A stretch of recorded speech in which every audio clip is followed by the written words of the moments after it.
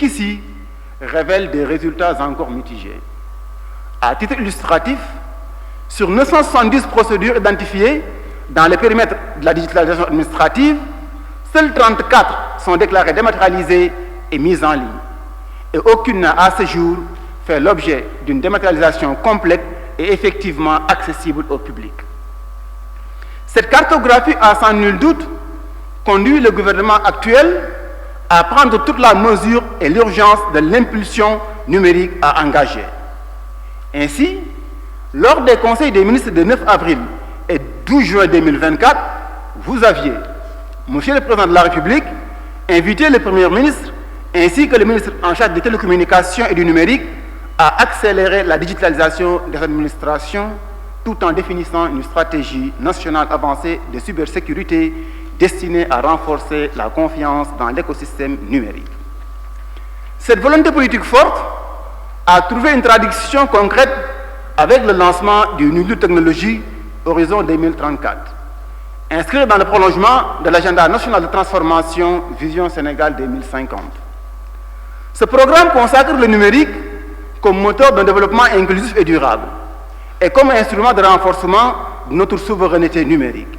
Il vise, entre autres, la modernisation de l'administration à travers la digitalisation des services, la modernisation de l'administration, le développement des compétences numériques et l'intégration de solutions innovantes telles que l'intelligence artificielle. Le secteur judiciaire, qui n'est pas en marge de ce mouvement, demeure au contraire au cœur de cette stratégie.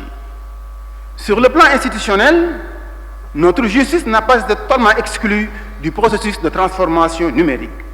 Toutefois, force est de constater qu'hormis les lois relatives aux transactions électroniques et à la protection des données à caractère personnel, l'intégration du numérique s'est longtemps cantonnée au champ répressif.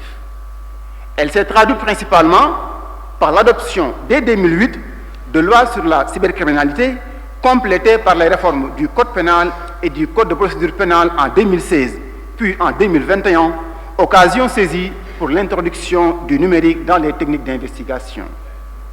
Également, si le Code de procédure civile demeure globalement silencieux sur la question du numérique, certaines avancées sectorielles méritent d'être relevées.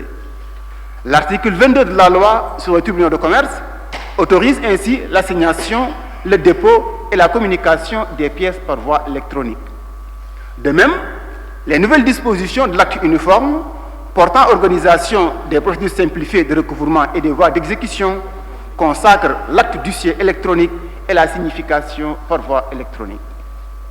Tout compte fait, bien que ce corpus normatif constitue une avancée indéniable, il faut reconnaître que la place des technologies de l'information demeure insuffisamment balisée dans la phase de jugement et plus précisément dans l'acte même de juger, alors que l'enjeu principal du numérique dans le système judiciaire se situe à ce niveau.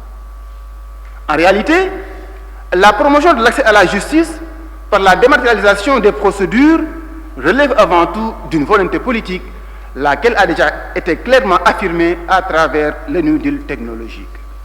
En revanche, l'intégration du numérique dans le processus de prise de décision du juge soulève des interrogations plus délicates. Elles rompt avec une tradition judiciaire marquée par une forte dimension d'humanité basée sur la réflexion humaine et la faculté d'interprétation des normes.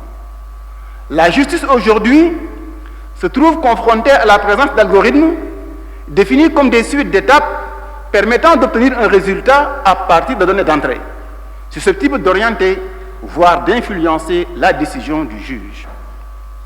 Si l'on s'en tenait aux propos d'André Malraux, selon lesquels juger, c'est évidemment ne pas comprendre, puisque si l'on comprenait, on ne pourrait plus juger, ou à ceux de Montesquieu, pour qui les juges de la nation ne sont que la bouche qui prononce les paroles de la loi, des êtres inanimés qui n'en peuvent modérer ni la force ni la vigueur, l'on pourrait alors se passer du juge humain et se contenter d'une justice prédictive générée par les algorithmes.